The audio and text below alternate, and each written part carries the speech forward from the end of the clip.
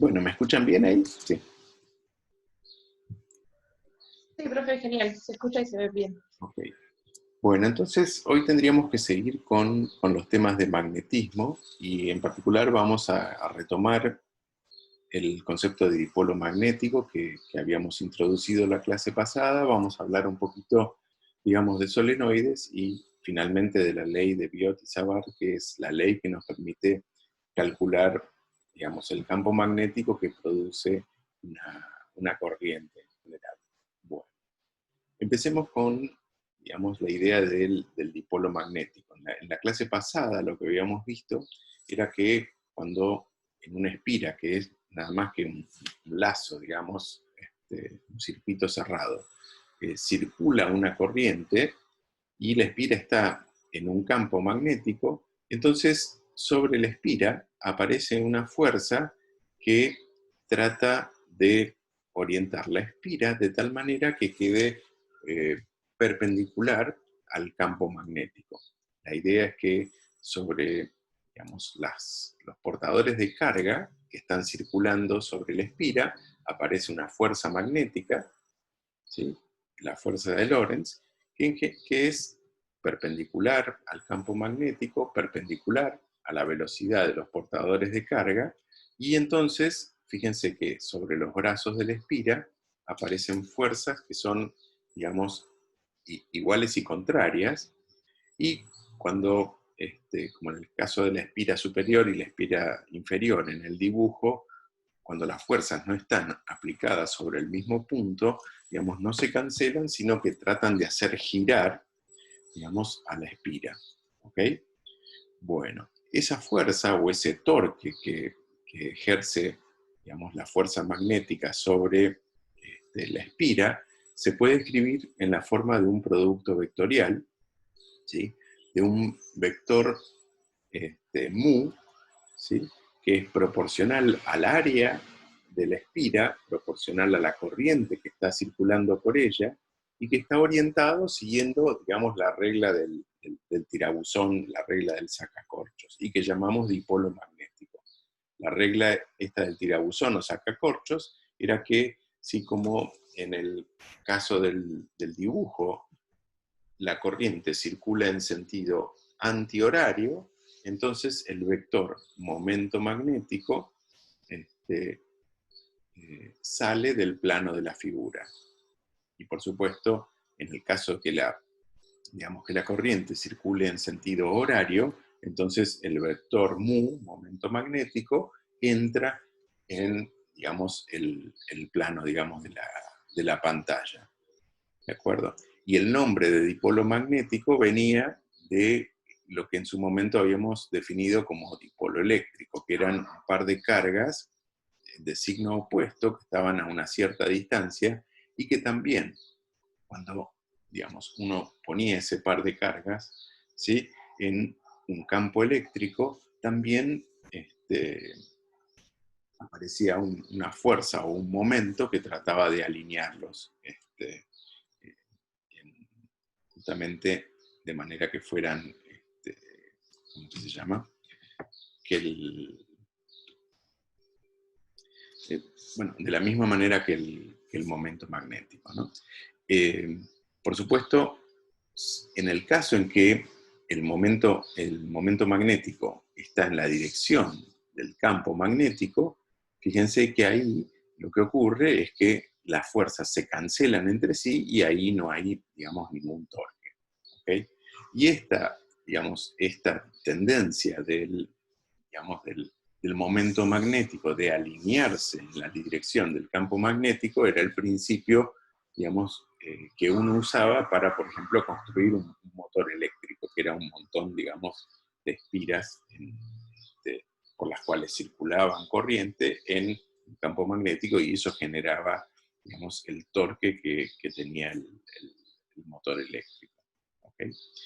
Bueno, lo que nosotros dedujimos la clase pasada, la forma que se comportaba la espira, fue para el caso de una espira rectangular. Sin embargo, vale para, digamos, una espira con forma arbitraria, como la que tiene esta figura, ¿sí? ¿Por qué? Porque uno puede pensar, ¿sí?, una espira de forma arbitraria como una combinación de muchas espiras rectangulares, para las cuales vale, digamos, las expresiones que habíamos deducido. Y en el caso de, digamos, los lados que quedan en la parte interna, ¿sí?, de la espira, ¿sí?, que no tiene, digamos que no los tiene la espira original, fíjense que siempre uno tiene una corriente que va en una dirección y una corriente en el sentido opuesto. Y entonces las fuerzas sobre esas espiras que están repetidas, ¿sí?, o sobre los lados de las espiras que están repetidos, se cancelan. Y entonces, como esto uno lo puede hacer para espiras rectangulares tan chiquitas como uno quiera, entonces vale exactamente igual este, esta regla que dedujimos, que el momento magnético es proporcional al área de la espira y a la corriente que circula. ¿Ok? Por supuesto, uno lo que puede hacer en aplicaciones para incrementar la, la intensidad del torque, ¿sí?, es poner muchas espiras digamos, donde la corriente circule en el mismo sentido. Y eso es lo que se llama un solenoide. Simplemente, ¿sí?, agarrar, por ejemplo, un alambre o un cable y enrollarlo sobre un cilindro. Entonces, cada una de las vueltas, digamos, que uno dé con el alambre sobre el cilindro, lo que baje, digamos, se va a comportar como una espira, ¿sí?, y va a ser, digamos, una contribución al momento magnético total del solenoide. Simplemente va a ser, digamos, n veces el momento magnético de cada una de las espiras, ¿sí?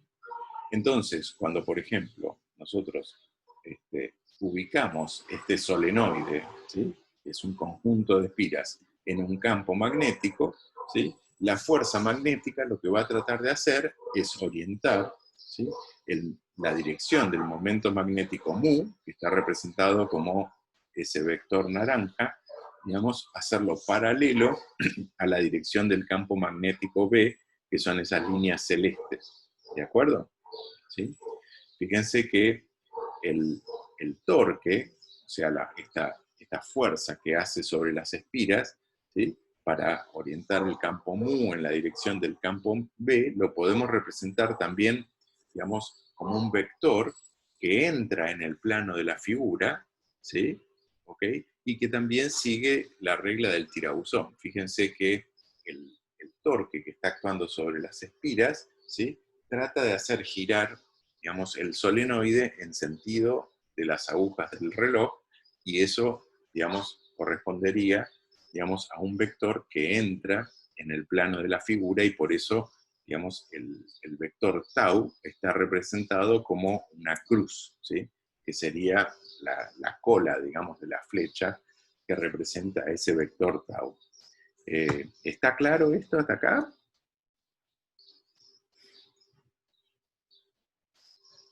Sí, profe, está claro, ¿Se por el entiende? momento. ¿Sí? Sí, sí. Bueno, ahora bien, el, el torque que está actuando sobre, digamos, nuestro solenoide es simplemente el producto vectorial del momento magnético por el campo magnético, como habíamos visto la vez pasada. ¿Ok? Bien. ¿Qué más? Fíjense que, digamos, la dirección del campo magnético es, digamos, en la dirección horizontal, ¿sí? Y, fíjense, si uno quiere expresar, digamos, el producto vectorial, ¿sí?, se acuerdan que teníamos que poner al vector, digamos, al vector que estaba como primer factor en el producto vectorial, que en este caso sería mu, en la dirección del eje X, al segundo, digamos, que en este caso sería B, en la dirección del eje Y, y entonces el vector tau quedaba en la dirección del eje Z.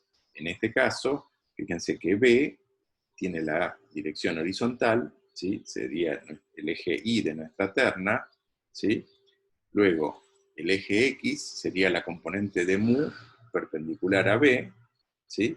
Y entonces el eje Z de la terna corresponde justamente a un vector que entra en el plano de la pantalla y es la dirección que tiene, digamos, el vector tau. ¿De acuerdo? Bueno. Ahora, fíjense la forma en que reacciona esta espira, ¿sí? En presencia del campo magnético es exactamente igual a la forma que reaccionaría un imán, o imagínense una brújula. ¿Se acuerdan que, digamos, una brújula, ¿qué hacía? Digamos, intentaba orientarse de tal manera que, digamos, el polo norte, ¿sí? Apuntara en la dirección a la que iba el campo magnético, ¿sí? Y el polo sur a la dirección de la que venía el campo magnético, ¿sí? ¿Sí? Entonces, de alguna manera, esto lo que nos estaría sugiriendo, es que tal vez, ¿sí? los, digamos, los materiales que son magnéticos, ¿sí? O sea, los imanes, a nivel microscópico, en realidad lo que son, digamos, como espiras. Es como si los, digamos, portadores de carga en el interior, ¿sí? De un material, digamos, de un imán permanente, estuvieran de alguna manera circulando como la corriente de una espira, ¿sí? Entonces uno podría pensar que, digamos, en los materiales que no son magnéticos, digamos, las corrientes debido a, digamos, los portadores de carga que hay dentro de ese material simplemente no están coordinadas o se cancelan entre sí, y que en cambio los materiales que son magnéticos es como que algo las hizo que se orientaran, ¿sí? Y entonces por eso tienen este comportamiento como, digamos, como si fuera una espira, ¿sí? Claro, lo que nos faltaría, ¿sí? Es digamos, el que, además de orientarse en la dirección del campo magnético, se atrajeran, ¿sí? Y, claro, en el análisis de las espiras que nosotros hicimos hasta ahora, solo giraban, solo aparecía un torque, pero no había una fuerza atractiva. Sin embargo, digamos, las fuerzas atractivas o repulsivas van a aparecer cuando la forma del campo magnético B, ¿sí? No sea uniforme, ¿sí?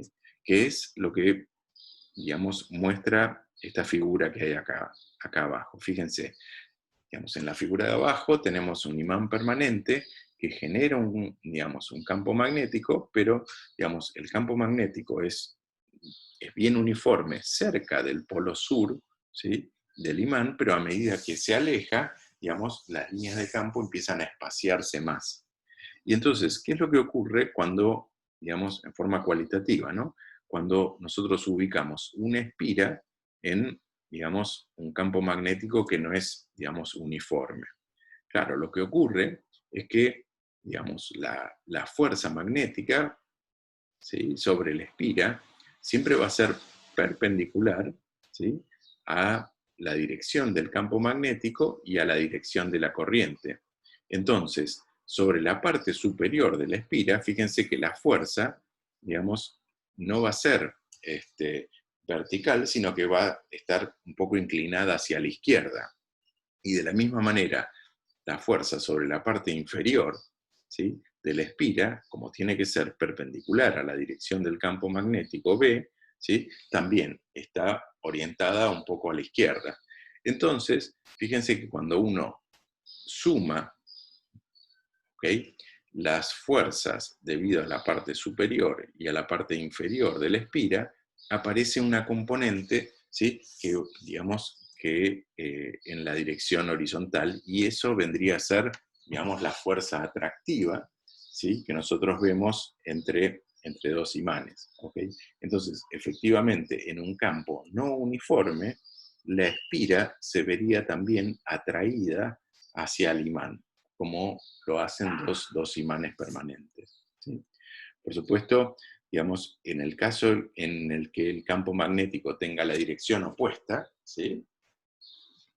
Por ejemplo, como acá en esta otra figura, donde estamos orientando, poniendo la espira frente al polo norte de un campo magnético, ¿sí? Las líneas de campo salen del polo norte, y fíjense que ahora la fuerza sobre la parte superior e inferior de la espira, digamos, apuntan, tienen una componente hacia la izquierda, y entonces habría una fuerza neta, digamos, que sería repulsiva. ¿Ok?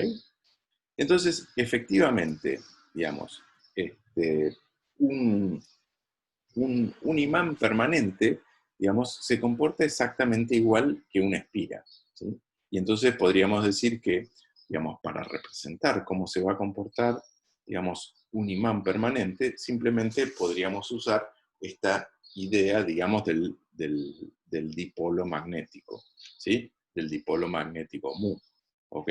Porque el imán, ¿qué es lo que va a hacer? Va a tratar, si el campo es uniforme, simplemente va a tratar de orientarse en la dirección del campo uniforme. Si hay una, digamos, si hay una inhomogeneidad en el campo, ¿sí? Entonces, ¿qué es lo que va a aparecer? Y bueno, va a aparecer una fuerza repulsiva o atractiva, digamos, según cómo estén orientadas las líneas de campo. ¿Ok? Bueno, entonces,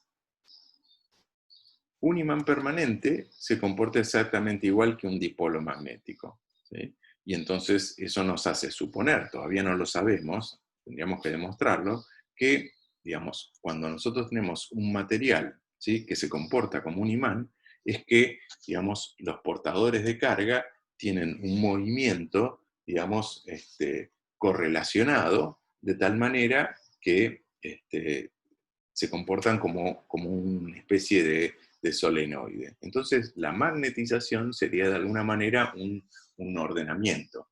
Y fíjense, cuando nosotros ponemos en contacto, digamos, un material, digamos, algo que sea de hierro, con un imán permanente, ¿qué es lo que ocurre? Digamos, no solo, bueno, vemos el fenómeno de atracción, ¿sí?, sino que durante un tiempito, ¿sí?, ese material de hierro se magnetiza, se comporta como un imán. Y entonces lo que estaría ocurriendo es que en ese material, donde estaban, digamos, las espiras microscópicas orientadas originalmente al azar, y por eso, digamos, no tenía propiedades magnéticas, ahora este, se, se ordenaron, y entonces se comporta como un imán permanente, ¿sí?, hasta que se vuelve a desordenar. ¿Ok? Bueno. Por otro lado, fíjense que si entonces, digamos, una espira, ¿ok?, se comporta exactamente igual que un imán, entonces una espira tiene que ser capaz de generar un campo magnético alrededor de ella. ¿Ok? O sea, nosotros hasta ahora vimos que la espira en un campo magnético experimentaba, digamos, digamos, una serie de fuerzas, ¿sí? Pero de la misma manera, ¿sí?, la espira tiene que estar generando, ¿sí?, un campo magnético, lo mismo que genera un imán permanente. ¿Ok?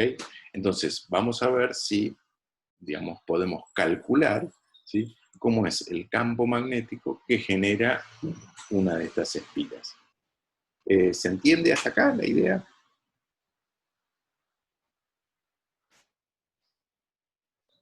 Sí, sí, sí. Sí, sí, profe. Bueno, claro, la idea es que, digamos, la carga tiene que estar en movimiento, ¿no? La clave de los fenómenos magnéticos es que siempre, digamos, para que aparezcan fuerzas magnéticas o campos magnéticos, digamos, la carga tiene que estar en movimiento. Si la carga está estática, entonces nosotros no vemos un campo magnético ni tampoco vemos el efecto de una fuerza magnética, ¿sí? Entonces nosotros tenemos que tener una carga magnética. Entonces, este dibujo es un poquito complicado, pero, digamos, vamos viéndolo de aparte. Acá lo que tenemos es una carga Q positiva que tiene una cierta velocidad v, que está representada por un vector verde. ¿De acuerdo?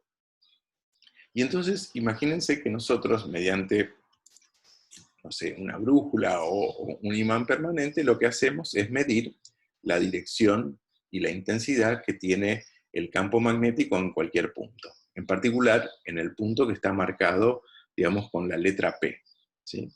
Entonces, lo que observaríamos después de hacer, digamos, bastantes, digamos, experimentos, sería que, digamos, cuando la carga esta positiva tiene una velocidad v, aparece, digamos, un campo magnético, ¿sí?, que es perpendicular siempre a la dirección del vector velocidad. Y eso está representado por, digamos, los vectorcitos celestes, ¿sí?, que fíjense que en todos los puntos del espacio apuntan en dirección perpendicular al vector v. ¿Ok? Fíjense también que, digamos, el campo magnético, ¿sí?, que mediríamos es más intenso cuando, digamos, lo miramos sobre justo la perpendicular, ¿sí?, a la carga, ¿sí? Fíjense que en el punto que está justo arriba, ¿sí?, o justo a la derecha de la carga, el campo magnético está representado como más grande, ¿sí?, el vector campo magnético B, ¿sí? Eso es porque, digamos, lo que representa es que es más intenso y que en cambio, digamos, cuando está justo en la dirección, ¿sí?, digamos, de B, el campo magnético se anula, ¿ok? Bueno, entonces, si nosotros quisiéramos representar la intensidad de este campo, fíjense, lo que tendríamos que, digamos, lo que tendríamos que ver es que la magnitud del campo magnético es proporcional a la carga, en el sentido de cuanto más carga tenga, digamos, mayor va a ser la intensidad del campo, ¿sí? Y eso está, digamos, tenido en cuenta por el módulo de Q. Es proporcional a la velocidad, v, ¿sí? Cuanto más rápido sea la velocidad a la que se mueve la carga v, mayor va a ser el campo, ¿sí? Es, digamos, proporcional al seno del ángulo φ. Fíjense que el seno del ángulo φ, ¿sí?, es el ángulo que forma la dirección del vector v, velocidad, con la dirección, digamos, del vector que me indica el punto que yo estoy mirando. Si yo estoy mirando el punto P, entonces hay un vector, digamos, hay un vector R, ¿sí?, que va desde la carga hasta el punto, ¿sí?, y que forma un cierto ángulo φ con el vector velocidad. Entonces, digamos, la intensidad del campo es máxima cuando el ángulo φ es pi sobre 2, ¿ok? ¿Sí? Y la intensidad es 0 cuando el ángulo φ es 0, y eso es justamente lo que representa el seno. Y finalmente, la otra cosa que observaríamos si hiciéramos este experimento hipotético es que la intensidad del campo es inversamente, digamos, proporcional a la distancia, digamos, r cuadrado a la que está el punto que estamos analizando. Es decir, cuanto más lejos del campo esté, ¿sí?, cuanto más lejos, perdón, de la partícula esté, digamos, menos intenso va a ser el campo. Entonces, por eso tengo ese dividido r cuadrado, ¿ok? Y mu0, digamos, sobre 4pi es simplemente una constante que me arregla digamos, las unidades, ¿sí? Y en general depende, esa mu0 va a depender de las unidades con que yo mido la carga, la velocidad, digamos, y la distancia r cuadrado, ¿sí? La otra característica que vamos a observar que tiene el campo es que el campo también sigue la regla del sacacorchos, o sea, la dirección en la que apunta el campo, ¿sí?, es siempre perpendicular al vector b, pero además sigue la regla del sacacorchos o regla de la mano derecha, o como quieran llamarla, ¿sí?, en el sentido de que, digamos, fíjense, en este caso, ¿sí?, digamos, la dirección del campo tiene el sentido, digamos, horario, el sentido de las agujas del reloj, digamos. ¿Por qué? Porque el vector velocidad, o sea, la corriente, la dirección de la corriente, ¿sí?, entra en el plano de la pantalla. Entonces, de vuelta, ¿sí?, tendríamos digamos, una especie de regla del tirabuzón. ¿Se entiende esto?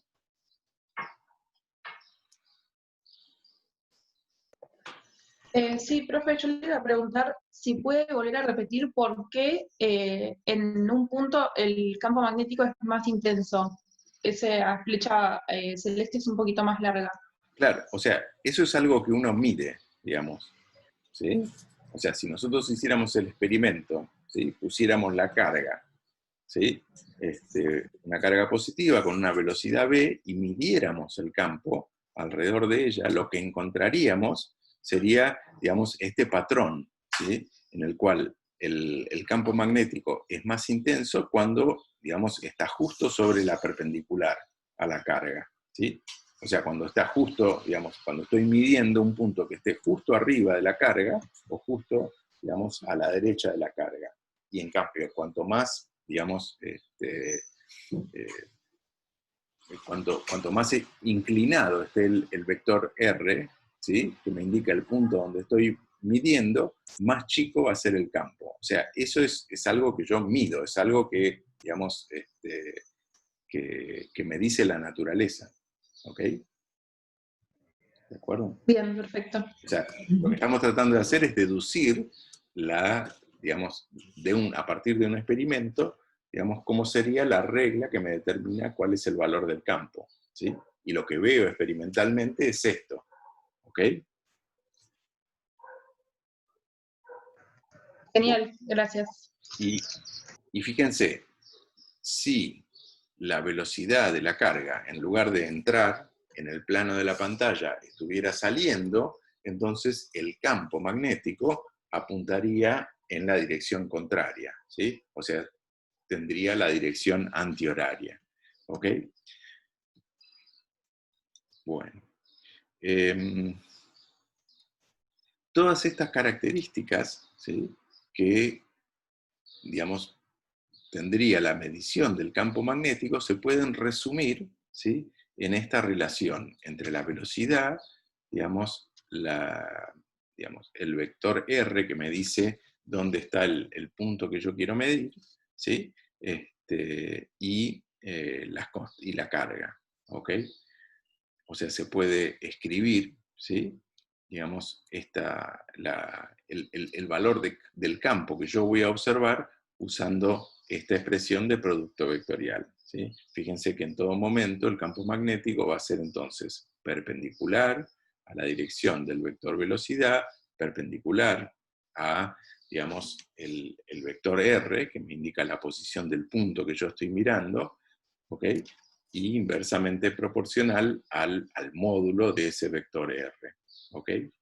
La constante μ0, ¿sí? Fíjense, B tiene que tener unidades de campo magnético, ¿sí? Y entonces, si nosotros usáramos el Tesla para medir el campo magnético, entonces esta constante μ0, ¿sí? Sería 4pi por 10 a la menos 7, y fíjense que, digamos, esta constante μ0 tiene que tener las unidades que me cancelen, digamos, las unidades que tiene la carga eléctrica, la velocidad y el R cuadrado.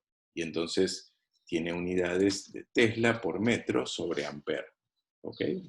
¿Sí? Bueno, por supuesto, si yo en lugar de medir las distancias en vez de metros, las midiera en pies o lo que fuera, o pulgadas, ¿sí? El valor numérico de esta constante sería distinto. O lo mismo si en lugar de medir el campo magnético en Tesla, lo midiera en Gauss, ¿sí? El valor numérico sería distinto. Una cosa interesante, ¿sí?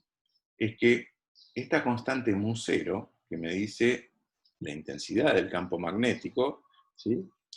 Está relacionada con la constante ε0 que aparece, digamos, en la ley de Coulomb. ¿Se acuerdan? La ley que me decía la fuerza entre dos cargas, o que me daba, si quieren, el valor del campo eléctrico, y la constante c cuadrado, que es la velocidad de la luz al cuadrado, ¿sí? La velocidad de la luz es, digamos, del orden de 300.000 kilómetros por segundo.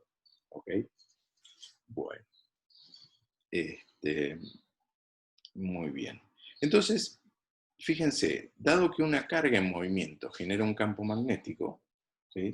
Y que una carga digamos, otra carga, ¿sí?, eléctrica en movimiento en presencia del campo magnético experimentaría una fuerza.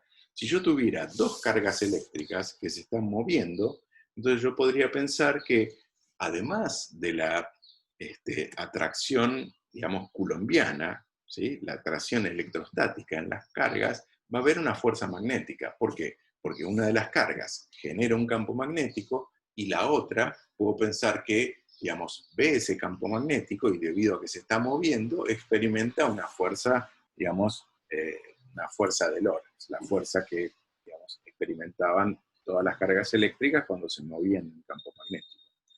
¿Ok? Entonces, supónganse que tenemos dos protones, ¿sí?, que están representados por esas pelotitas, por esas cargas Q, ¿sí?, y que se mueven, digamos, con velocidades iguales y opuestas, ¿sí? Lo que está representado por esos vectorcitos B pintados de verde. Entonces, fíjense que por un lado, como las dos cargas tienen el mismo signo, digamos, se van a repeler entre ellas y va a aparecer una fuerza, digamos, electrostática, ¿ok?, que va a ser proporcional al cuadrado de las cargas e inversamente proporcional al cuadrado de las distancias, ¿sí? Supongamos que miramos cuál es la fuerza que aparece sobre, digamos, la carga que está más alta, ¿ok?, la que se mueve hacia la izquierda, ¿ok?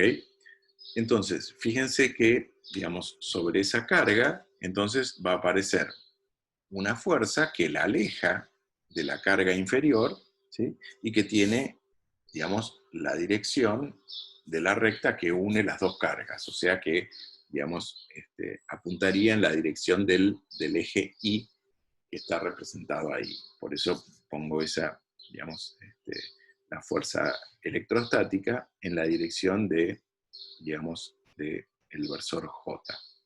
¿Ok? Pero además, fíjense que yo podría decir, bueno, miro la carga de abajo. La carga de abajo se está moviendo y entonces me genera un campo magnético, ¿sí?, que es perpendicular a la dirección en que se está moviendo esa carga, ¿ok? Y, digamos, sigue la regla del tirabuzón. Entonces lo que tengo es digamos, que la carga de abajo me genera un campo magnético B que apunta en la dirección del eje Z, ¿ok?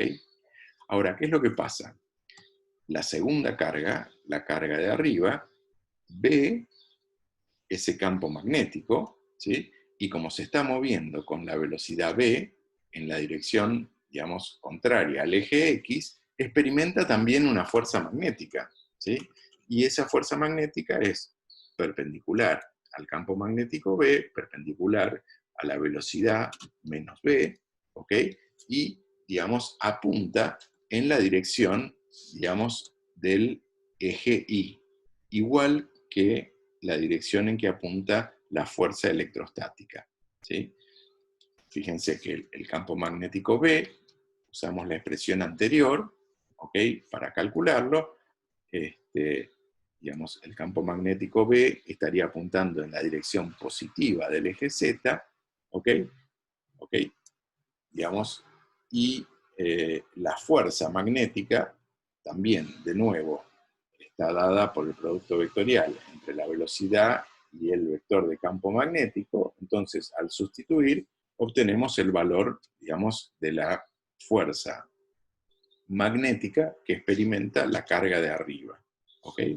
Ahora, si comparamos esas dos, digamos, esas dos fuerzas que tienen, digamos, la misma dirección, el mismo sentido, pero distinto valor numérico en principio, ¿sí? Fíjense, si sustituimos en este cociente los valores, fíjense que lo que nos da, digamos, se cancelan los 1 sobre r cuadrado, se cancelan, digamos, las cargas al cuadrado, ¿sí?, se cancelan los 4 pi, ¿ok? Y entonces simplemente nos queda el producto de mu0 por epsilon 0 por la velocidad v cuadrado, digamos, a la que se están, digamos, moviendo respecto de digamos, el referencial donde estamos parados, ¿ok? Entonces, si sustituimos la relación que les decía que existía entre mu0 y ε0, digamos, resulta que el cociente entre el valor de la fuerza magnética, ¿sí?, y la fuerza eléctrica, ¿sí?, es, digamos, b² sobre c². ¿Ok? Donde c², ¿se acuerdan?, era la velocidad de la luz. Entonces, ¿esto qué me dice? Me dice que si la velocidad v con que se están moviendo las cargas es chica comparada con la velocidad de la luz, ¿sí?, entonces la fuerza magnética va a ser muy, muy chiquita. ¿Se entiende? ¿Ok? O sea, si la velocidad con que se mueven las cargas, ¿sí?, v, es chica, entonces la fuerza magnética va a ser despreciable. Pero en cambio, digamos, en la medida en que aumente la velocidad con que se mueven las cargas, la fuerza magnética va a ser, digamos, va a ir creciendo hasta ser tan importante como la fuerza eléctrica. ¿Se entiende? Esto es lo que quiere decir esta relación. O sea que la relación entre la intensidad de la fuerza, digamos, eléctrica y la fuerza magnética que experimenta la carga de arriba, ¿sí?, es proporcional a la velocidad. Y la fuerza magnética puede ser tan intensa como la fuerza eléctrica, ¿sí? Solo depende de, digamos, de la velocidad con que se están moviendo. ¿Ok? Bueno. Y entonces esto lo que nos está diciendo es que, bueno, por ahí la fuerza magnética y la fuerza eléctrica, digamos, no son cosas tan distintas, ¿sí? ¿Ok? ¿Por qué? Porque aparentemente, digamos, la disparidad que hay entre ellas tiene que ver con, digamos, con la velocidad, digamos, relativa, digamos, que tienen las cargas respecto del observador. ¿Se entiende?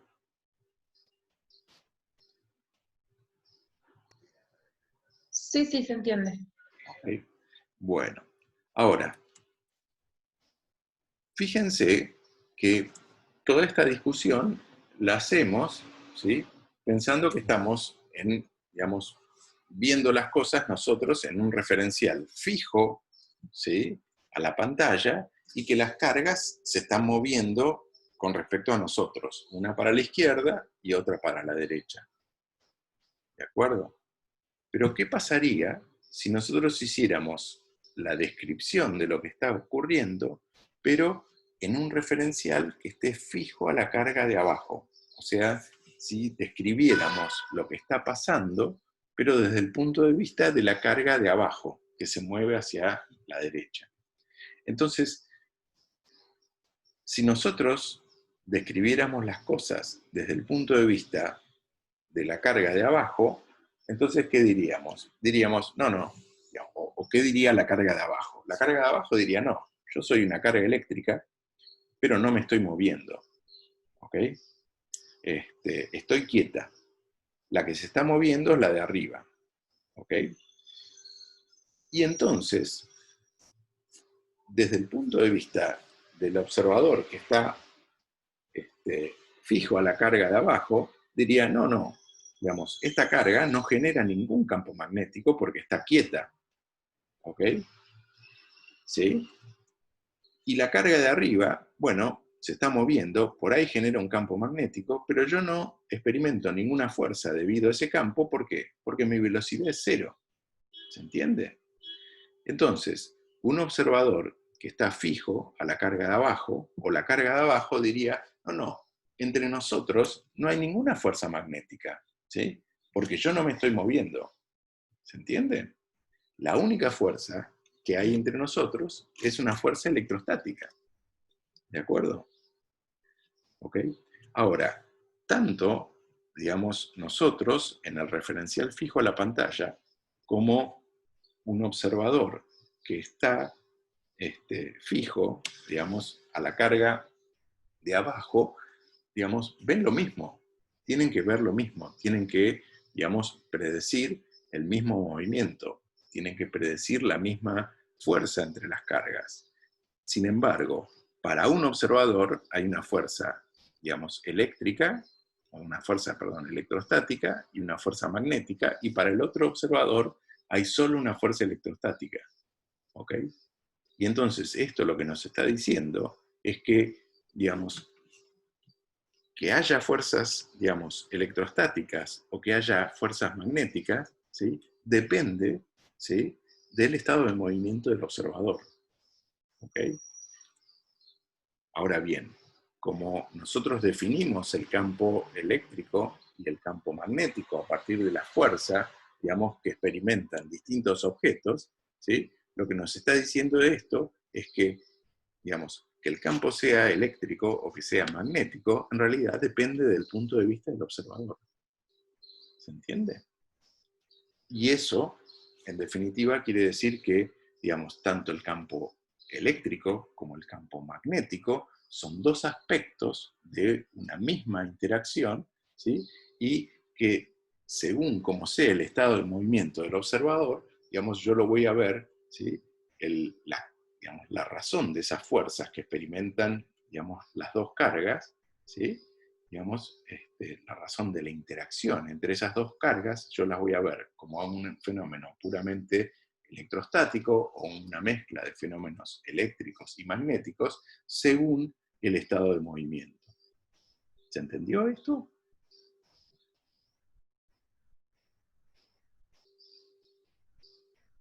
Silencio. Profe, sí, se entiende. Y yo le iba a preguntar, Sí, en este caso, sí. digamos, yo me paro en la carga de abajo Ujú. y mi velocidad es 0 porque soy esa Claro. carga. Sí, Y cuando yo veo la carga de arriba, su sí. velocidad sería mayor a la B. Claro, la velocidad sería mayor, sí. Ok, Digamos, la carga de arriba, para el observador, digamos, que está fijo a la carga de abajo, digamos, la carga de arriba generaría un campo magnético porque se está moviendo, ¿sí? Pero, ¿qué es lo que pasa? La carga de abajo, como tiene velocidad cero, no, digamos, no tiene una fuerza magnética con respecto a la carga de arriba, ¿sí? ¿Por qué? Porque para que haya fuerza magnética tiene que haber velocidad. ¿Se entiende? claro. ¿Ok? Sí, sí. Entonces, por eso, para un observador que está fijo a la carga de abajo, hay solo fuerza electrostática. ¿Ok? Entonces, por eso es que, digamos, decimos, pero entonces, ¿qué es magnético o qué es eléctrico? Depende del estado de movimiento del observador.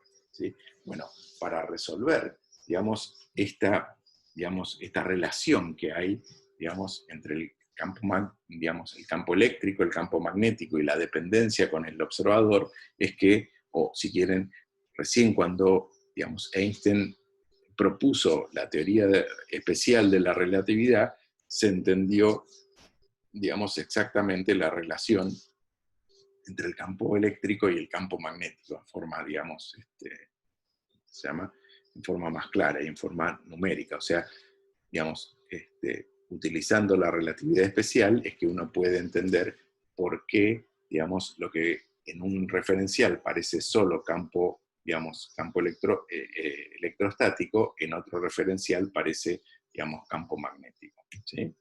Claro, uno podría decir, bueno, pero estas cosas, digamos, van a ocurrir, digamos, en la medida en que yo me acerque, digamos, a la velocidad de la luz. La velocidad de la luz, fíjense, son 300.000 kilómetros por segundo, entonces, para todas las velocidades a las que yo tengo acceso por una cuestión tecnológica, ¿sí?, es como que la velocidad B es despreciable contra la velocidad, digamos, C, ¿ok? Sin embargo, digamos, si bien es cierto, nosotros por una cuestión tecnológica no tenemos acceso a velocidades que sean comparables con la velocidad de la luz, ¿sí? Digamos, en un acelerador de partículas, por ejemplo el Large Hadron Collider, ¿sí?, los protones llegan a velocidades que son, digamos, muy, muy, muy cercanas a la velocidad c. Y digamos, para estas partículas en los aceleradores, estos efectos, digamos, relativistas son muy, muy, muy, muy importantes. Es más, no se entiende cómo es la dinámica de las partículas, digamos, si uno no tiene en cuenta todos estos efectos relativistas. ¿Ok? Bueno. Muy bien. Bueno, a ver, volvamos a cosas más habituales. Fíjense que si, digamos, una carga en movimiento, entonces genera un campo magnético, ¿sí?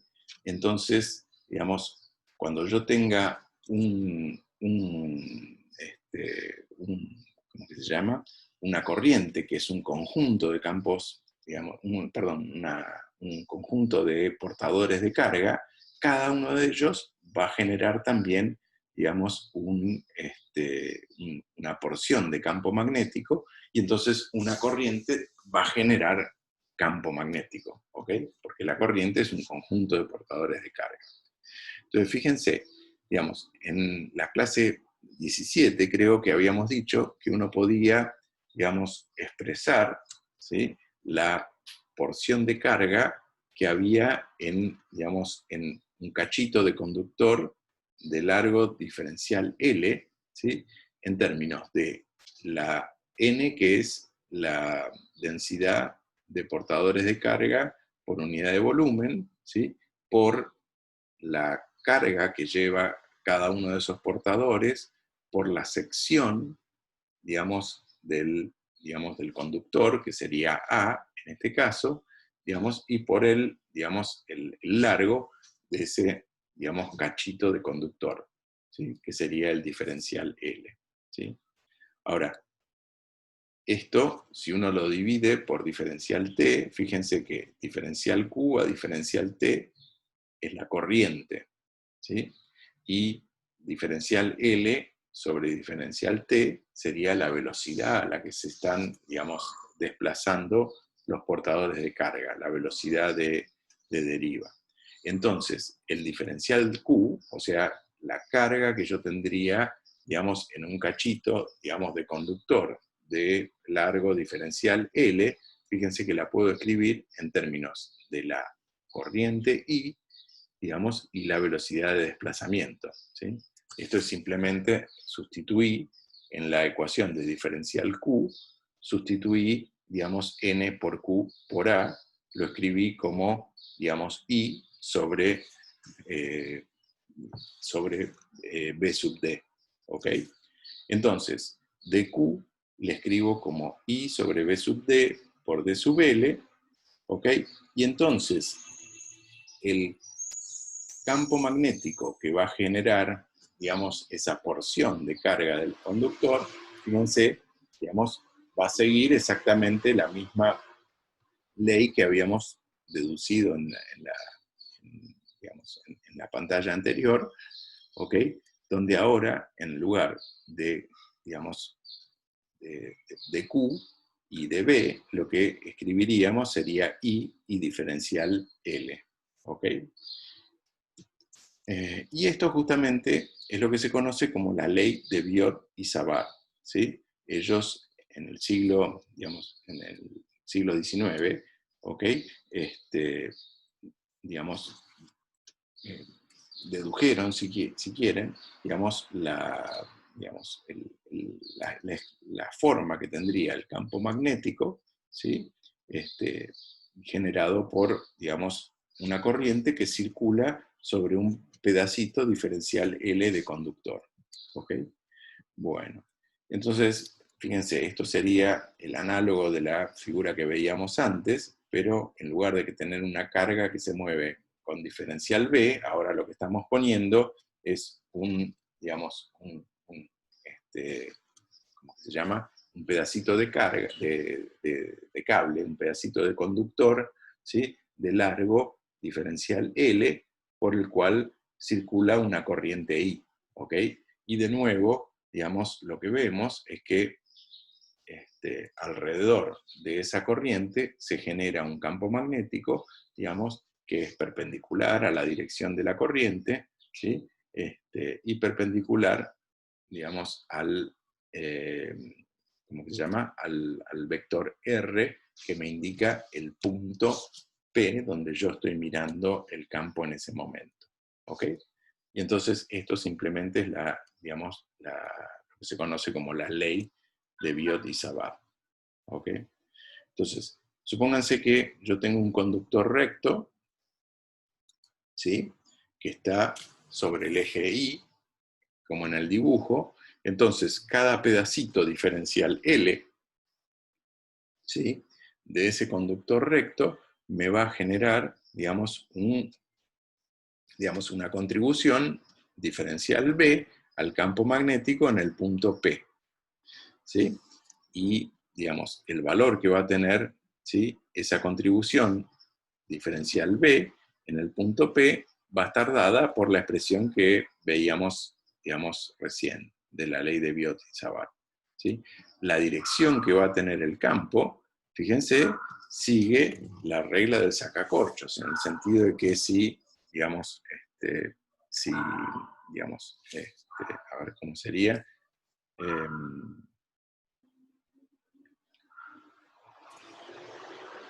si la corriente entrara en el plano de la figura, entonces la dirección que tendría el campo magnético sería la dirección, digamos, de las agujas del reloj, en sentido horario. ¿Ok? Bueno. Bien. Entonces, cada contribución al campo magnético en el punto P, ¿sí?, va a ser proporcional a mu0 sobre 4pi, proporcional a la corriente que circula sobre el campo, ¿sí?, proporcional al segmentito, ahora lo llamé diferencial I porque, digamos, el cable está todo sobre el eje Y, ¿sí?, e inversamente proporcional a r cuadrado, que es la distancia entre el cachito, digamos, de conductor y el punto P que yo estoy mirando, y también al seno de phi, que es el ángulo, digamos, que forma, digamos, la corriente con el vector R o el versor R, es lo mismo. ¿Okay? Entonces, fíjense que R es la hipotenusa de un triángulo rectángulo que tiene como lados a Y y a X. Entonces, R cuadrado es X cuadrado más Y cuadrado, ¿sí? Y el seno de phi, el seno del ángulo phi, es, digamos, vendría a ser el cateto, digamos, opuesto, dividido la hipotenusa, entonces sería X sobre la raíz cuadrada de X cuadrado más Y cuadrado, y entonces el módulo del campo B lo puedo escribir simplemente sustituyendo seno de phi, ¿ok? Y sustituyendo R, ¿ok?, en términos de X e Y. Ahora, para obtener, digamos, el valor total del campo magnético sobre el punto P, yo tendría que sumar todos los pedacitos, digamos, en que subdividí el conductor, ¿ok? Y entonces la suma de todos esos pedacitos es justamente, digamos, la integral, digamos, entre menos A y A, sería digamos, la longitud del conductor, de esta expresión que había obtenido. Ahora, fíjense que en este caso, la integral, digamos, es una integral conocida, que se puede sacar de tablas o, digamos, de internet, ¿ok? Se sustituyen los valores, ¿sí? Y, digamos, obtenemos la expresión del campo en función de la longitud del conductor, ¿sí?, que sería 2A, y la distancia X a la que está el punto P que yo estoy mirando. ¿Ok? Ahora, fíjense que si A, ¿sí?, es mucho más grande que X, o sea, esto sería como decir que el conductor, digamos, es un conductor infinito, o si quieren, que yo estoy mirando un punto X, digamos, un punto, perdón, que está a un X muy, muy cercano, digamos, al conductor comparado con la longitud del conductor. En ese caso, digamos, en la raíz que yo tengo en el denominador, digamos, la puedo sustituir, X es despreciable frente a A, entonces la sustituyo, digamos, simplemente, digamos, a la raíz de X cuadrado más A cuadrado la sustituyo por A, y entonces fíjense que el campo magnético simplemente va a ser proporcional a mu0, a la intensidad de corriente, dividido 2pi y dividido X. ¿Eso qué quiere decir? Que el campo, digamos, va a decrecer como 1 sobre X, ¿sí? O sea, a medida que yo me aleje, ¿sí?, en X, lo que voy a, digamos, lo que voy a tener es que es un campo, digamos, cada vez más débil. Pero, de todas maneras, proporcional a mu0 a la corriente. ¿Ok? Bueno. No sé si se entendió esto.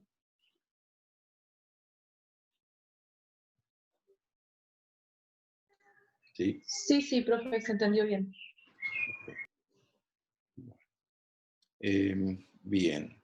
Fíjense que, entonces, si yo tengo ahora una, digamos, este dibujito más tridimensional, lo que estoy diciendo es que el campo magnético es perpendicular, ¿sí?, a la dirección de la corriente, sigue la regla del sacacorchos, y cuanto más lejos yo esté del, digamos, del conductor, más débil va a ser el campo magnético. Por eso entonces es que tengo más líneas de campo cerca del conductor y menos a medida que me alejo, ¿sí? Y la forma solo depende de la distancia, y entonces por eso las líneas de campo son, digamos, son círculos concéntricos. ¿Ok? Bueno. Bueno. Fíjense que, digamos, entonces, por lo que acabamos de decir, si yo tuviera un conductor que entra en el plano de la pantalla, ¿sí?, cosa que está representada por esa X, ¿sí?, entonces la dirección del campo magnético, digamos, sería en sentido horario, digamos, y inversamente proporcional a la distancia X a la que yo esté mirando. ¿Ok? Esa sería la forma, digamos, que tendría el campo magnético si yo tuviera un conductor que entra en el plano de la pantalla. ¿Ok? Bueno, y el sentido está dado, como siempre, por la regla del sacacorchos. Ahora, ¿qué es lo que pasa si yo, además de este conductor que entra en el plano de la pantalla, tuviera otro conductor, digamos, que sale del plano de la pantalla? O sea, la corriente ahora, digamos, viene hacia mí. Entonces, claro, digamos, simplemente por simetría, digamos, el conductor que sale del plano de la pantalla, el conductor que está, digamos, a la izquierda, fíjense que va a generar un campo que va a tener sentido antihorario, sentido contrario a las agujas del reloj. ¿Ok? Y entonces, digamos, el campo que genera el conductor que sale, el conductor que está a la izquierda, digamos, se refuerza con el, digamos, el campo que genera el conductor que entra y que está, digamos, a la derecha. ¿Ok? Entonces, el campo entre los dos conductores es como que se refuerza. ¿Ok? Y, digamos, en cambio, más allá de los conductores, el campo se va a, digamos, a debilitar, porque una corriente va a ser campo en una dirección y la otra en la dirección opuesta. ¿Ok? Y entonces por eso el espaciamiento es mucho más grande, digamos, en la región que está, digamos, más allá de los dos conductores. ¿Sí?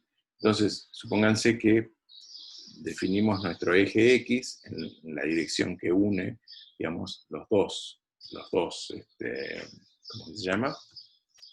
Los puntos donde entra y sale la corriente, y entonces el conductor de la izquierda me generaría un campo que ahora, fíjense, sigue siendo proporcional a mu0, sigue siendo proporcional a la corriente, pero ahora, ¿sí?, en este referencial, fíjense que el denominador no va como X, sino iría como X más D. ¿Esto es por qué? Porque el campo es máximo cuando yo miro justo sobre el conductor, ¿sí? Pero ahora, digamos, el campo va a ser máximo, ¿sí? El campo que genera el conductor de la izquierda, digamos, va a ser máximo cuando X sea menos D, o sea, cuando yo esté sobre la corriente, ¿sí? D es la distancia a la que están, digamos, los conductores del origen de coordenadas. ¿Ok? Lo mismo para el campo generado por el conductor de la derecha, ¿sí? Ahora, digamos, el campo máximo, ¿cuándo va a ocurrir? Cuando X sea D. ¿Sí? Cuando X es D, estoy yo parado, digamos, sobre el conductor de la derecha, y entonces ahí tengo el máximo del campo, ¿sí? Ahora bien, digamos, dependiendo de que yo esté entre las cargas, ¿sí?, a la izquierda de las cargas o a la derecha de las cargas, es que, digamos, va a ser el signo, digamos, que tengan B1 y B2, ¿ok? Supónganse que yo estoy, digamos, a la derecha de ambas cargas, o sea, a un valor de X que es mayor que D, ¿sí? Entonces, el campo generado por la carga de la izquierda, ¿sí?, ¿sí?, el campo va a tener la dirección del eje Y, ¿ok? Y el campo generado por la carga, por la corriente de la derecha, ¿sí?, en cambio va a apuntar hacia abajo, o sea, va a tener, digamos, la dirección, digamos, de menos el eje Y, ¿ok? Ahora, si yo lo sumo, digamos, el campo total que yo voy a ver en un punto que esté a la derecha de las cargas, ¿sí?, va a ser la suma de los dos. Digamos, para hacer la suma, puedo tomar un denominador común, y bueno, lo que ocurre es que la corriente de la derecha, como está más cerca del punto que la corriente de la izquierda, le gana, ¿sí?, y entonces finalmente el campo apunta hacia abajo, ¿sí? Entonces tiene menos la dirección del eje, digamos, del eje Y, ¿ok? Pero va como x cuadrado menos d cuadrado, como 1 sobre x cuadrado menos d cuadrado, ¿no? Y si, digamos, x es bastante mayor que d, entonces, digamos, en el denominador yo podría despreciar d frente a x, y lo que vería es que el campo va como, digamos, como 1 sobre x cuadrado, ¿ok? Entonces, ¿qué es lo que estamos diciendo? Si yo tengo un único conductor, ¿sí?, yo lo que veo es un campo que decrece como 1 sobre x, ¿sí? Ahora, si yo tengo dos conductores, digamos, que van digamos, en direcciones opuestas, digamos, lo que voy a ver es que en el entre los dos conductores, el campo se va a reforzar, pero afuera, digamos, va a caer mucho más rápido, ¿ok? ¿De acuerdo? Bueno, fíjense que, dado que, digamos, la corriente genera un campo magnético, digamos, la segunda corriente, digamos, experimentaría una fuerza magnética debido al campo magnético generado por la primera, digamos, y eso lo podemos, digamos, lo podemos calcular, ¿sí? Simplemente, digamos, nosotros habíamos visto cómo era la expresión para una fuerza de un conductor, ¿sí?, en un campo magnético. Entonces, pensemos, ¿sí?, que, digamos, que uno de los, digamos, que ahora tenemos dos conductores paralelos en la misma dirección, entonces uno de ellos genera el campo magnético que ve el otro, ¿sí?, y el segundo responde, ¿sí?, con una fuerza, digamos, ¿por qué? Porque está viendo un campo magnético y es un conductor, es un conjunto de cargas en movimiento, ¿ok? Entonces, lo que vemos es que dos conductores, ¿sí?, que, digamos, tengan la misma dirección, que sus corrientes tengan la misma dirección, van a experimentar una fuerza, digamos, atractiva. Y por la misma razón, si las corrientes van en sentidos opuestos, entonces la fuerza va a ser repulsiva. ¿Ok? ¿De acuerdo? Bueno, como vamos de tiempo, así es. Bien. ¿Ok? Y fíjense que la fuerza es proporcional al producto de las corrientes e inversamente proporcional, digamos, a la distancia entre los dos conductores. ¿Ok? Bueno. Finalmente, digamos, una espira, ¿sí?, tiene que generar campo magnético, ¿sí? Digamos, ¿por qué? Porque la espira era, digamos, tenía el mismo comportamiento que un imán permanente, y un imán permanente era, digamos, lo que primero habíamos visto como causa de un campo magnético. Entonces, nosotros acabamos de ver qué es lo que pasa con dos conductores, ¿sí? Uno que entra y otro que sale del plano de la pantalla. Una espira sería simplemente la continuación de esto, ¿sí? Y entonces ya nos podemos imaginar que, digamos, en el centro de, digamos, de la espira, yo voy a tener el refuerzo de ese campo magnético. ¿Por qué? Porque todos los pedacitos, digamos, de conductor a uno y otro lado se van a reforzar. ¿Ok?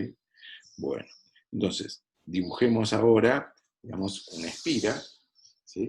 Que está en el plano IZ, por donde circula una corriente, ¿sí? Esa corriente estaría circulando en sentido antihorario, y miremos cómo es el campo magnético que se generaría en punto P, digamos, que está a una cierta distancia X de la espira, y justo en el centro de la espira. Calculémoslo. ¿Okay? Entonces, fíjense, lo que tendríamos que hacer es dividir la espira en pedacitos diferencial L, ¿ok? Y ver el campo magnético, digamos, diferencial B, que se genera debido a ese segmentito, a ese pedacito de la espira, ¿sí?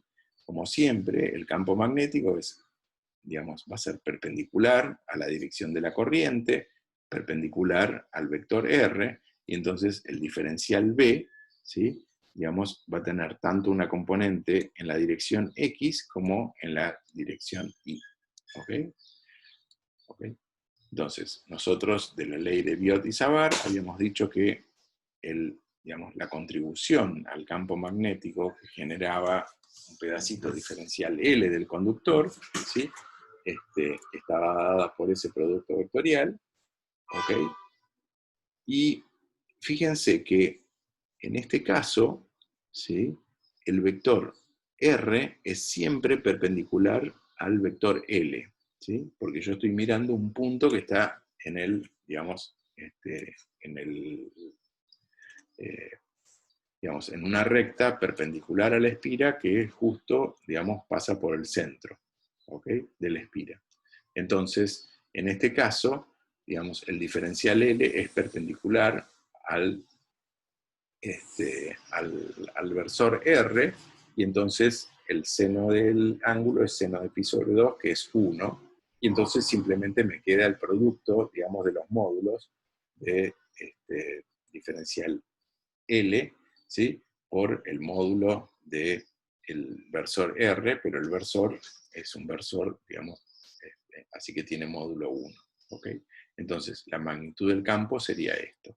Ahora, fíjense que R, de nuevo, es la hipotenusa de un ángulo rectángulo que tiene como lados a X y a A.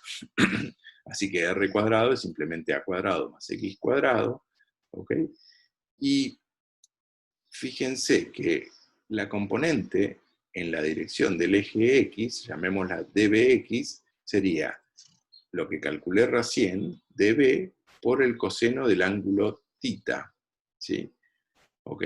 Pero el ángulo θ, fíjense que yo lo puedo escribir como, digamos, vendría a ser el A sobre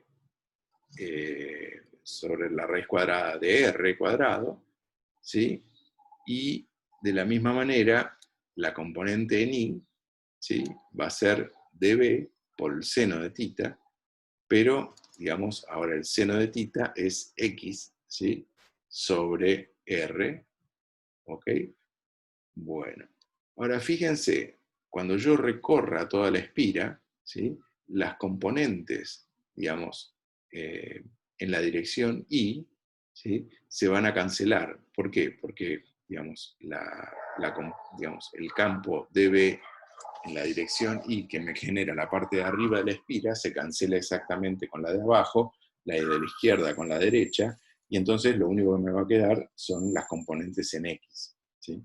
Ahora, la suma de todas las componentes en X debido a todos los pedacitos diferencial de L es justamente la integral de esa cantidad, y como, digamos, A está fijo, es el radio de la espira, X está fijo, es la distancia, digamos, a la que yo estoy mirando, ¿sí? Todo eso sale fuera de la integral y me queda la integral de diferencial L, que es simplemente la longitud de la circunferencia, ¿no? 2pi por, digamos, 2pi por A, 2pi por radio. ¿Okay? Y entonces el campo magnético en el centro de la espira tiene esta dependencia. ¿Okay? Ahora fíjense que, digamos, esto vale exclusivamente si yo estoy sobre el eje de la espira, ¿no?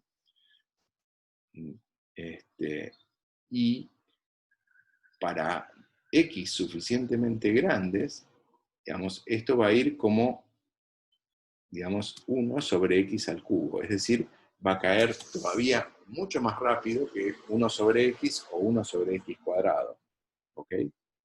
¿Sí? ¿Esto qué quiere decir? Que cuando yo me aleje de la espira, digamos, la intensidad del campo magnético va a decrecer.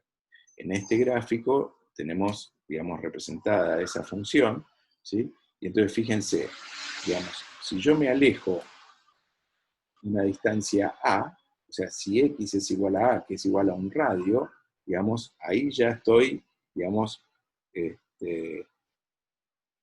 prácticamente a la mitad de la, ¿cómo se llama?, de la intensidad máxima, y para 2A a 3A se hace muy, muy, digamos, muy chico. ¿Eso qué quiere decir? Que, digamos, en la medida en que yo me alejo de la espira, la intensidad del campo magnético cae muy rápidamente, ¿sí? Y entonces, digamos, como una espira es equivalente a un imán, por eso es que, digamos, la fuerza magnética que hay entre dos imanes es algo que, digamos, que es comparativamente intensa cuando los imanes están cerca, pero enseguida que yo me alejo, que yo alejo los imanes, la fuerza es como que casi desaparece. ¿Por qué? Porque la fuerza cae como 1 sobre, digamos, X al cubo. Esto es lo que nos estaría diciendo. ¿Ok? ¿Se entiende? ¿Sí? Sí, sí, profe. Bueno. Bueno, a ver.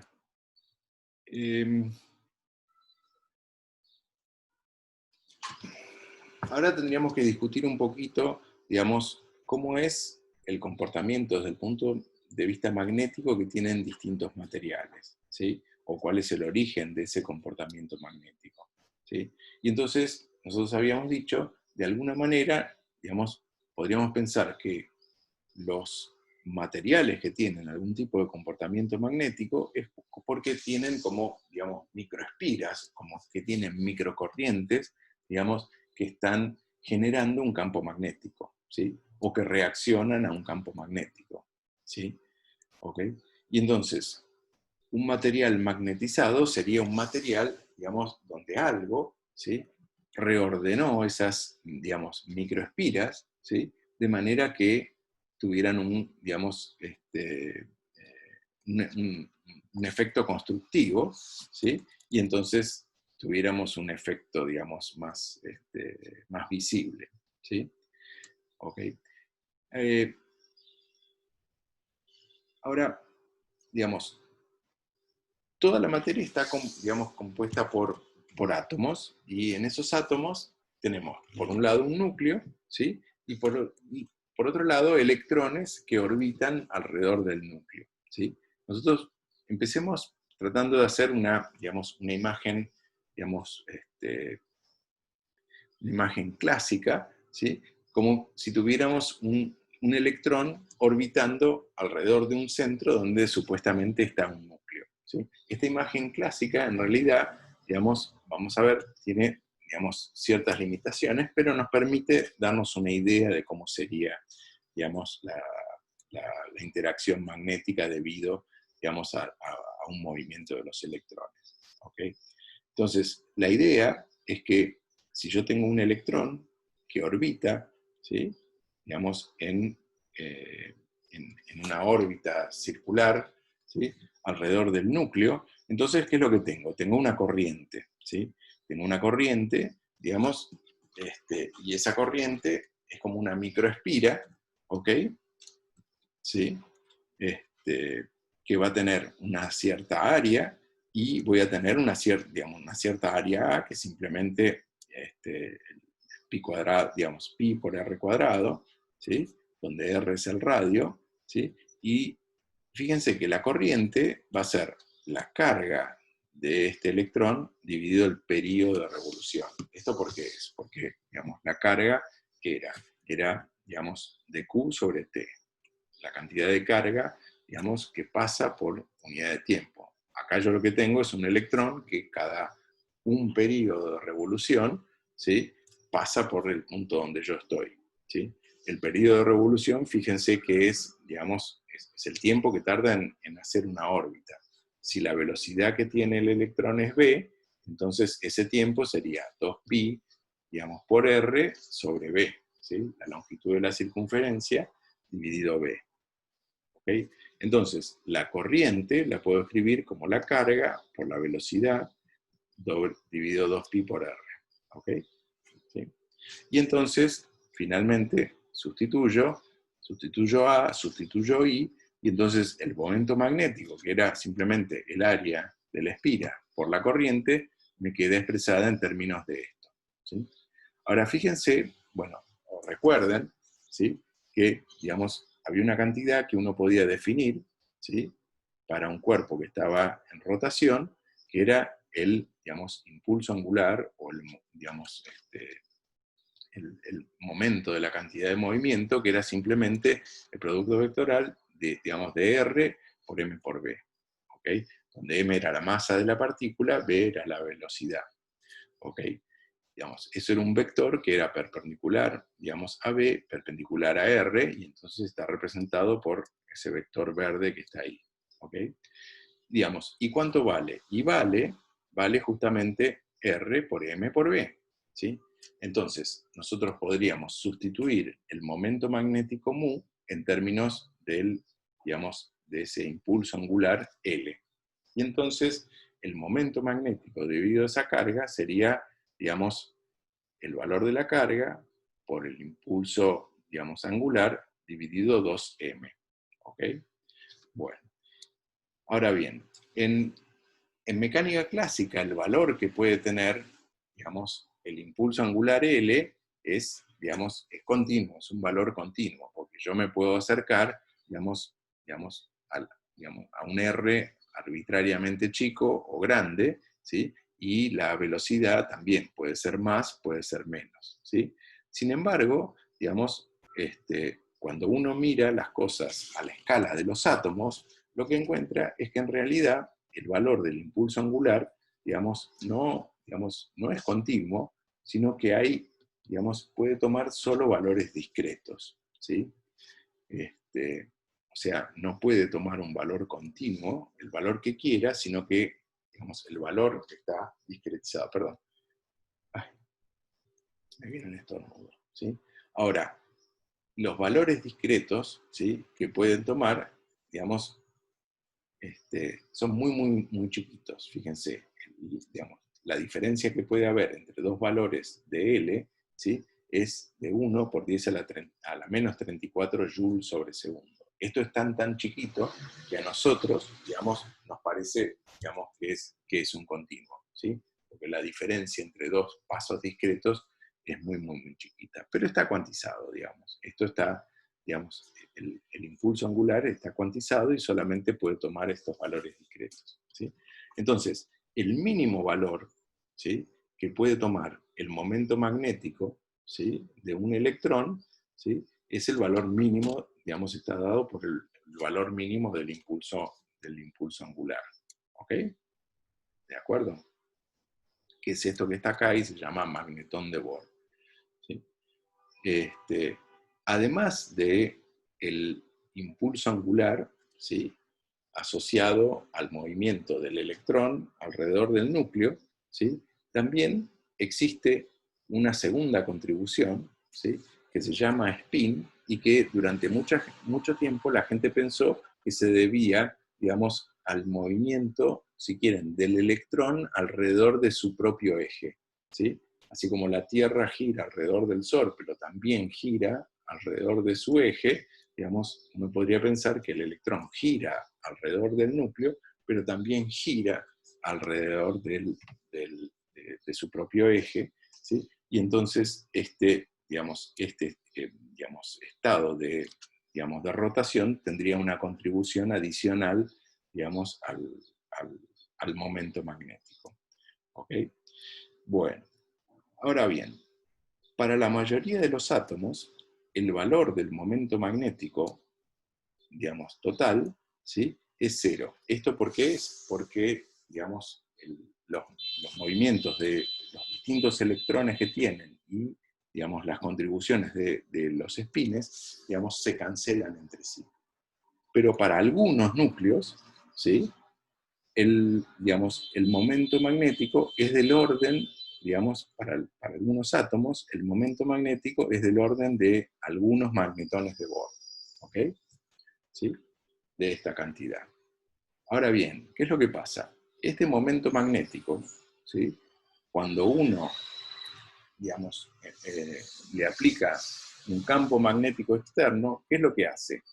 Digamos, reacciona como cualquier momento magnético, reacciona como cualquier espira y trata de orientar, ¿sí?, el momento magnético en la dirección del campo magnético B, ¿ok? O sea, los mus tratan de orientarse en la dirección de B porque aparece un torque que los trata, digamos, de mover, ¿ok?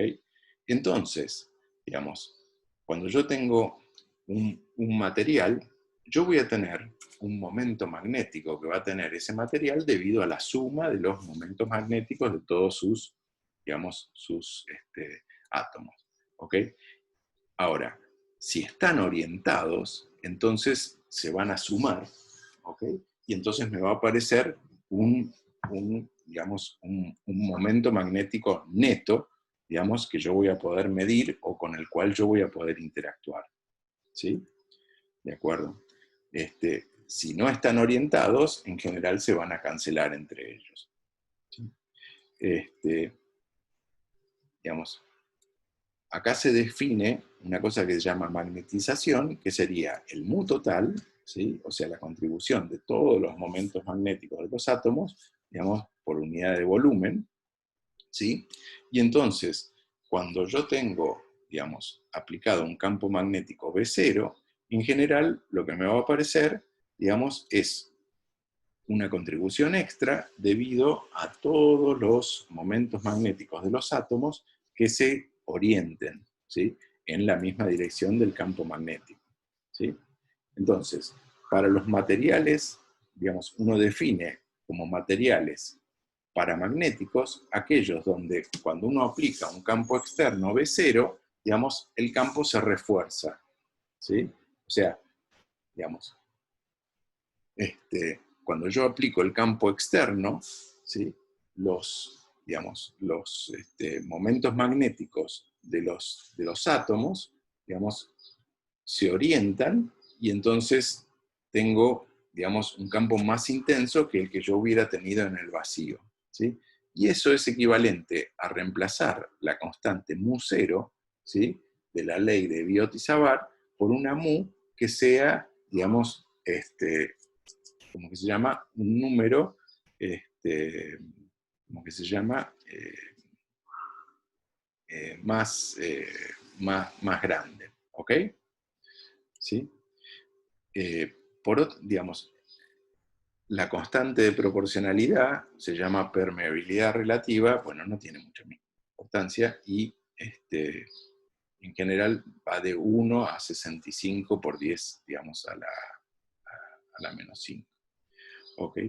Bueno, ahora, después tengo algunos materiales donde cuando yo aplico el campo magnético, ¿sí?, digamos, la reacción es opuesta, ¿sí? En lugar de, digamos, de orientarse para reforzar el campo magnético, lo que ocurre es que el campo magnético resultante es menos intenso.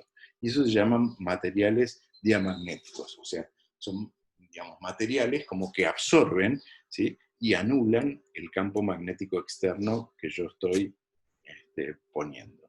Y finalmente, existen los materiales ferromagnéticos, ¿sí?, donde tiene, digamos, una especie de respuesta enloquecida y el refuerzo del campo magnético es muy, muy intenso, ¿ok?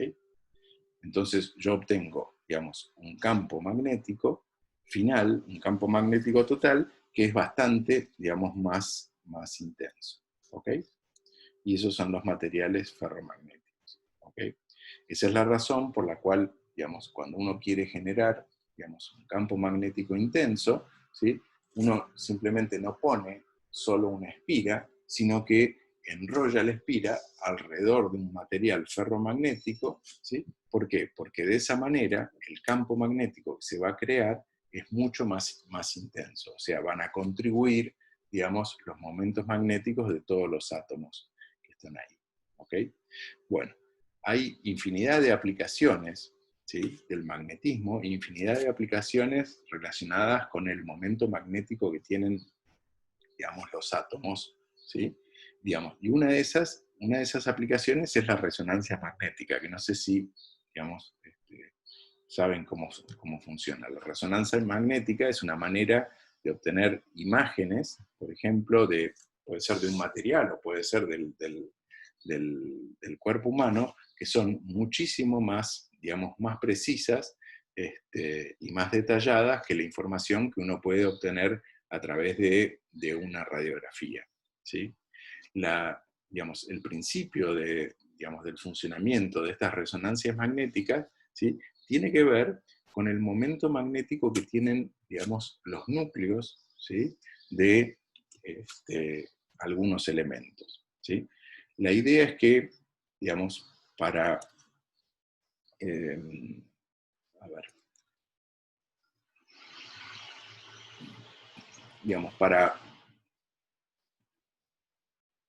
algunos núcleos, ¿sí?, típicamente de elementos que tienen un número impar de protones, ¿sí?, pónganle, por ejemplo, el núcleo del átomo de hidrógeno, ¿sí?, digamos, tienen un momento magnético que es distinto de cero. Y entonces la idea es que esos momentos magnéticos, en general, están orientados al azar, ¿sí? Asociado a ese momento magnético no hay ninguna propiedad química, ¿sí? Ahora, ¿qué es lo que pasa? Cuando uno, digamos, aplica un campo magnético muy, muy intenso, como el que generaría, digamos, una bobina, un solenoide bien grande en el centro, entonces esos momentos magnéticos se orientan en la dirección del campo, ¿ok? ¿Sí? ¿Por qué? Porque aparece un torque y entonces el momento magnético del núcleo, ¿sí?, digamos, se orienta en la dirección del torque. Entonces, el aparato de resonancia magnética, por un lado, es un inmenso, digamos, solenoide que crea un campo en una dirección y orienta los momentos magnéticos de los núcleos en esa dirección, ¿sí? Ahora bien, digamos, los momentos magnéticos se orientan en la dirección del campo porque aparece un torque, ¿sí?, que digamos, que los tiende a hacer girar, ¿sí? Bueno, ahora, una vez que están orientados en una dirección, en la dirección del campo magnético externo aplicado, ¿sí?, el aparato de resonancia magnética lo que hace es mandar ondas de radio, ¿sí?, que tienen justo la energía necesaria para, digamos, que el momento magnético se oriente en la dirección contraria. ¿Qué pasa? Para sacar, digamos, al momento magnético de la dirección del campo magnético externo, digamos, yo le tendría que entregar energía para que esa energía venza el torque y lo apunte, digamos, en la dirección contraria.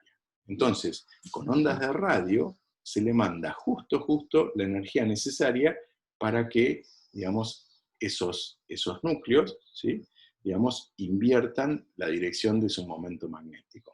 ¿Ok? La energía de las ondas de radio depende del valor del campo magnético externo y depende del valor del momento magnético del núcleo, digamos, que a uno le interesa mirar. Entonces, cuando uno le aplica, digamos, esas ondas de radiofrecuencia, digamos, los momentos magnéticos se ponen en contra de la dirección del campo, ¿sí?, pero ni bien uno deja de aplicar la radiofrecuencia, los núcleos vuelven a orientarse en la dirección, digamos, del campo magnético. Ahora, claro, cuando, digamos, uno deja de aplicar la radiofrecuencia y digamos, el momento magnético vuelve a orientarse en la dirección del campo, la diferencia de energía ¿sí? Digamos, la elimina, ¿sí? Emitiendo radiación, digamos, electromagnética justo en una frecuencia característica, que es justo la frecuencia correspondiente a ese cambio, digamos, de estado paralelo, antiparalelo, ¿sí? Y esa radiofrecuencia se puede recibir y, digamos, es como si fuera una luz de un color que, digamos, no es visible por nuestros ojos, pero sí es visible por un detector, ¿sí? Y digamos, la idea es que cuanto más, digamos, átomos de hidrógeno, ¿sí? Supónganse, haya en el tejido, más intensa, digamos, va a ser la señal que venga, digamos, de ese punto, ¿ok? Y entonces, de esa manera, digamos, la imagen que se produce me da un mapa, ¿sí? De la densidad, digamos, de átomos de hidrógeno. Ahora, hidrógeno, ¿dónde tengo? Tengo, digamos, en las moléculas de agua, ¿ok? Y entonces, con eso yo lo que obtengo es una imagen, digamos, muy, muy, muy detallada de las diferencias de densidad que tienen los tejidos, ¿sí? Por otro lado, como la frecuencia, a ver, ¿cómo sería? Como, digamos, la energía, ¿sí? A ver, que yo necesito para cambiar la orientación del momento magnético depende del campo magnético, ¿sí?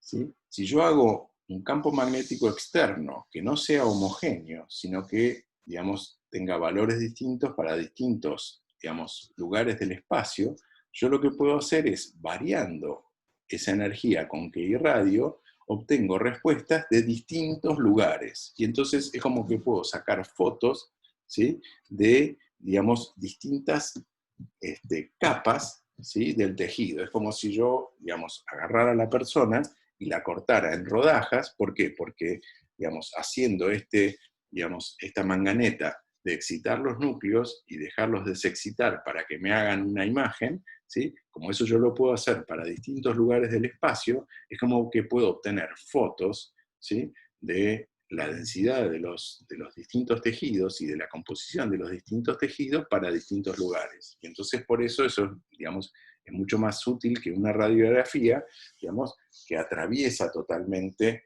digamos, el cuerpo y sale, digamos, una imagen donde está como promediadas, digamos, todo el volumen, digamos, del cuerpo, ¿ok?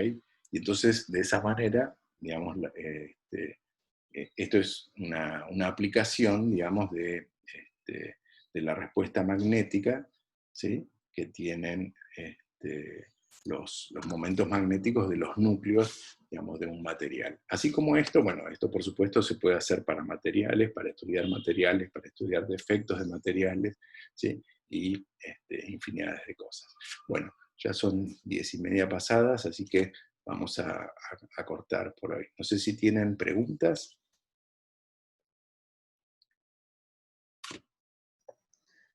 No, por mi parte no.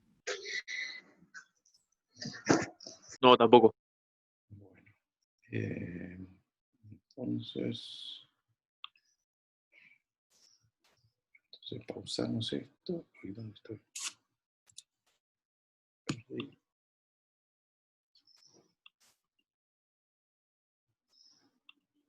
Ok, entonces yo le aviso a Alan que ya terminamos y bueno, la clase que viene seguimos digamos, con más temas de magnetismo.